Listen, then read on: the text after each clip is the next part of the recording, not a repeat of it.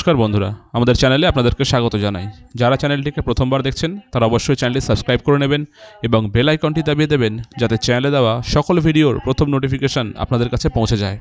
হাইকোর্টে অমৃতা সিনহা ম্যাডামের বেঞ্চে গ্রুপ সি এবং গ্রুপ ডি নিয়ে একটি কেস ছিল, নাম্বার 5 থেকে শুরু হয়।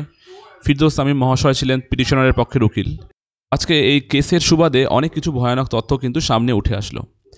সবচেয়ে বড় কথা যেটা বলতে গেলে যে এই যে গ্রুপ সি গ্রুপ ডি যে রিক্রুটমেন্ট চলছে, 2016 সালে যে প্যানেলটি ক্যান্সেল হয়েছিল সেই প্যানেলের টোটাল টেন্টেড লিস্টের নাম কিন্তু এখনও দেয়নি কমিশন।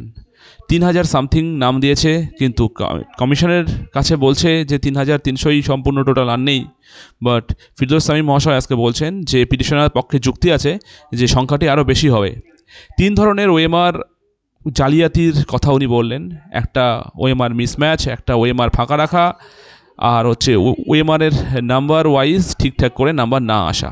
উনি ওখানে একটা স্যাম্পল কপি দেখালেন আজকে কোর্টে, যেখানে উনি ক্লিয়ারলি দেখাচ্ছেন যে যে টেন্টেড ক্যান্ডিডেটের ওএমআরটি আছে সে ওএমআরটি নতুন করে ক্রপ করে বসানো, ওটা আসল ওএমআর কপি নয়, ওএমআরটাই চেঞ্জ করা হয়েছে। তো এগুলো নিয়ে আজকে অনেক ঝামেলা হলো, অনেক ঝগড়া হয়েছে কোর্টে।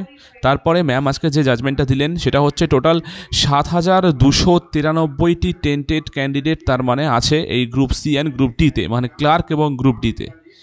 এই 7293 ক্যান্ডিডেটের টোটাল ডিটেলস এবার কমিশনকে কিন্তু ওয়েবসাইটে পাবলিক ডোমেনে আপলোড করতে হবে।